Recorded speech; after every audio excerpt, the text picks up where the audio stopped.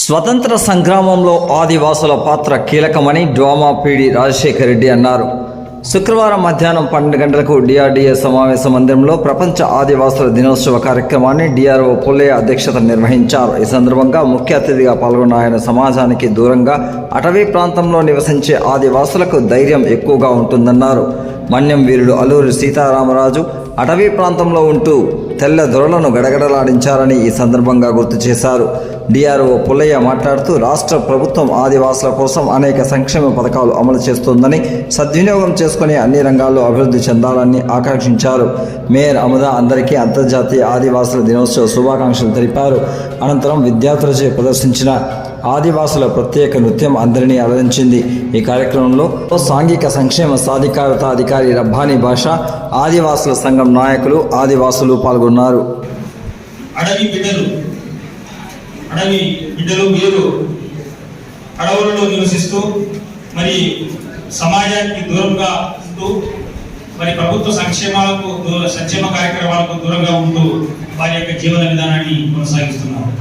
ఇలాంటి పరిస్థితుల్లో వారికి ఆదివాసీల యొక్క హక్కుల పరిరక్షణ మరి వారికి మెరుగైనటువంటి జీవన విధానాన్ని కల్పించడం, మరి పర్యావరణాభివృద్ధిని కల్పించడం, వారికి విద్య, వైద్య మరియు అన్ని రంగాలలో వారు ఎదుర్కొన్నటువంటి సమస్యలను పరిష్కరించాలనేటువంటి ఉద్దేశం చేత మరి ఈరోజు అంతర్జాతీయ ఆదివాసీ దినోత్సవాన్ని జరుపుకోవడం జరిగింది.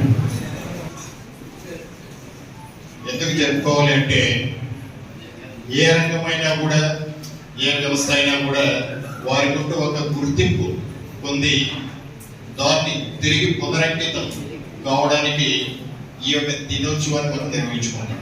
అల్లూరి సీతారామరాజు గారు ఆ కాలంలోనే 1900 సంవత్సరం కాలంలోనే ఆయన మన్యం వీరుడిగా బ్రిటిష్ వారిని గడగడలా నుంచి కేవలం అడవుల్లోనే అక్కడ ఉన్నటువంటి ఈ కోయ జాతులు, చెంచు జాతి, ఎస్సీ ఎస్టీ వీరందరినీ కూడబలుకొని వారిపైన బ్రిటిష్ వారిని అసలు చూడడం అంటేనే ఎంతో భయం, అంత చట్టాలు అంత కఠినంగా ఉండేవి.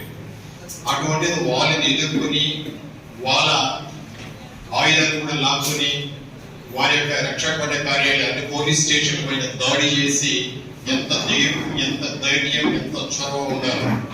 అది కేవలం మన ఆదివాసులకే ఉండదు. వాళ్ళకి భయం అనేది ఉండదు. ఎందుకంటే వాళ్ళు ఉండేది భయంకరమైన అడవుల్లో, కొండల్లో, కోనల్లో. వాళ్ళకి జంతుజాలం కానీ భయం అనేది ఉండదు. కాబట్టి బ్రిటిష్ వాళ్ళ మీద ఏమాత్రం లెక్క పెట్టకుండా మన భారత, ముఖ్యంగా ఆంధ్రప్రదేశ్ లో ఆ స్వాతంత్ర సంగ్రామంలో వారు చాలా పోరాటం చేసి మంచి చరిత్రలో మంచి స్థానాన్ని పొందారు.